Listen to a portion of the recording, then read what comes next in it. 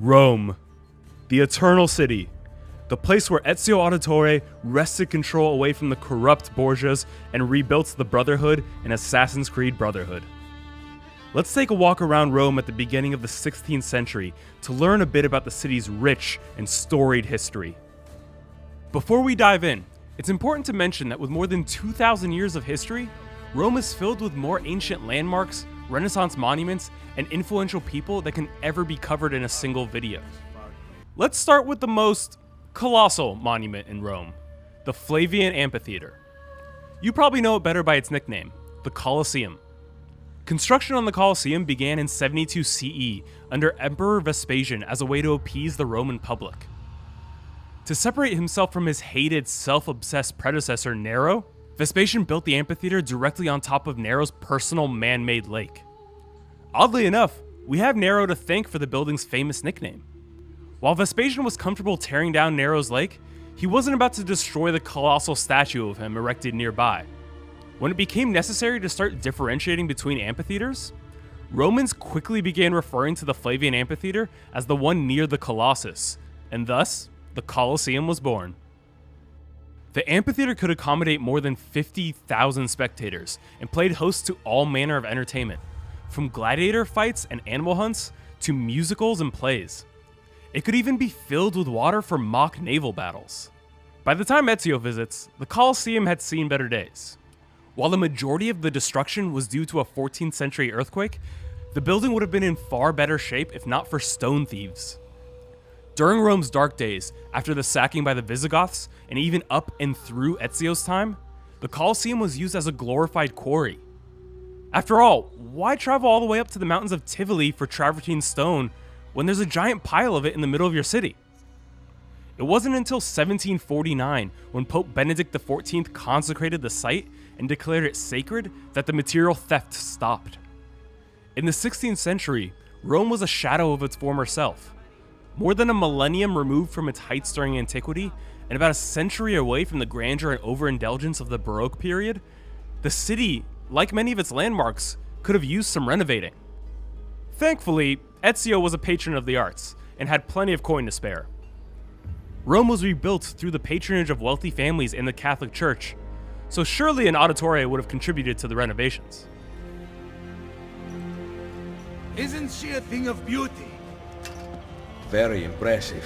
If you want to look at one of the most pristine ancient monuments in Rome, look no further than the Pantheon. Originally constructed in 72 BCE by Marcus Agrippa, Emperor Augustus's right-hand man, the current iteration of the building was constructed under Emperor Hadrian's rule in 125 CE. Take a look at the building, and you'll notice that Hadrian still gives credit to its original patron, Agrippa, right on the temple's entablature. Part temple to the Roman gods and part throne room for Hadrian, the Pantheon survived the rise of Christianity the way most pagan temples did. It was converted into a church. For as simple as the Pantheon looks with its circular interior, the building's structure is incredibly complex and centuries ahead of its time.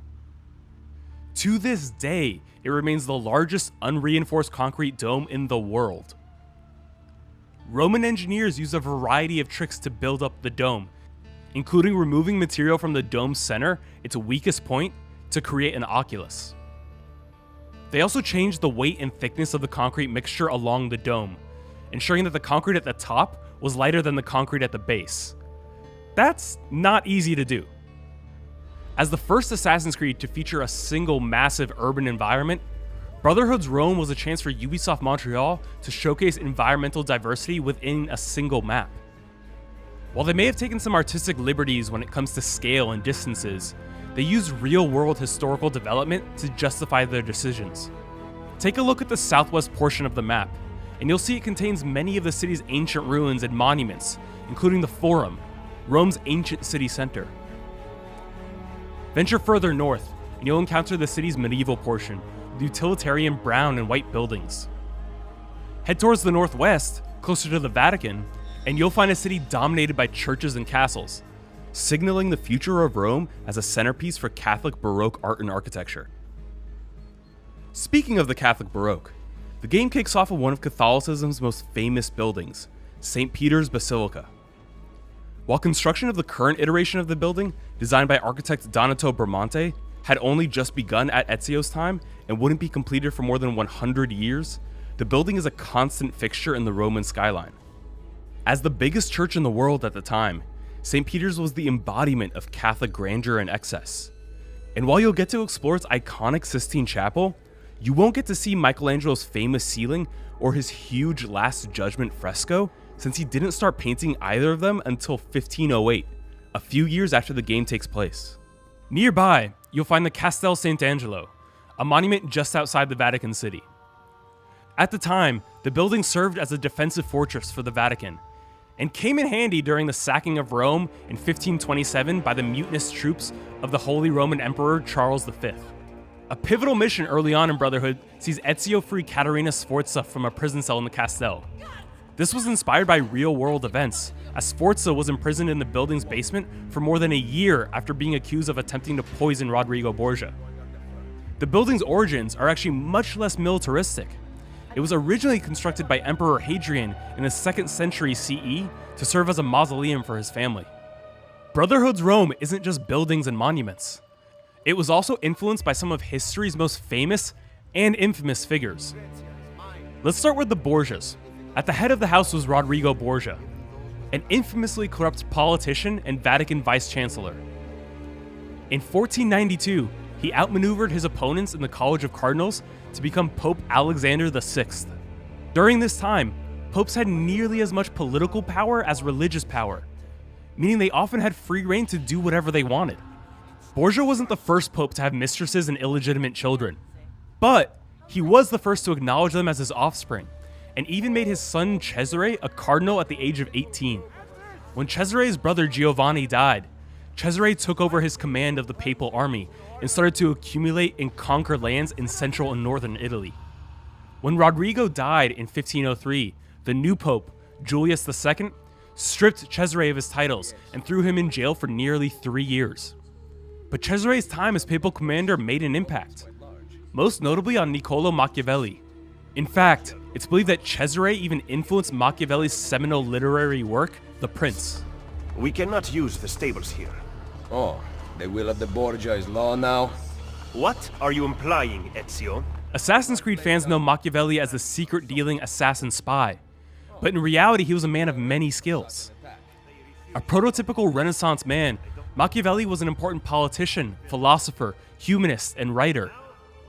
He spent much of his adult life as a government official in Florence, but today is remembered mostly for The Prince. Considered one of the earliest written works of political philosophy, The Prince focused on what Machiavelli deemed to be the brutal but effective methods of ruling. It inspired the modern usage of the word Machiavellian to describe someone who's underhanded and scheming, and even helped shape the current negative sentiment towards politicians. You can really see where Cesare's influence came in on this one. Once our enemies are dead, we can speak of vaults and gods and ancient places.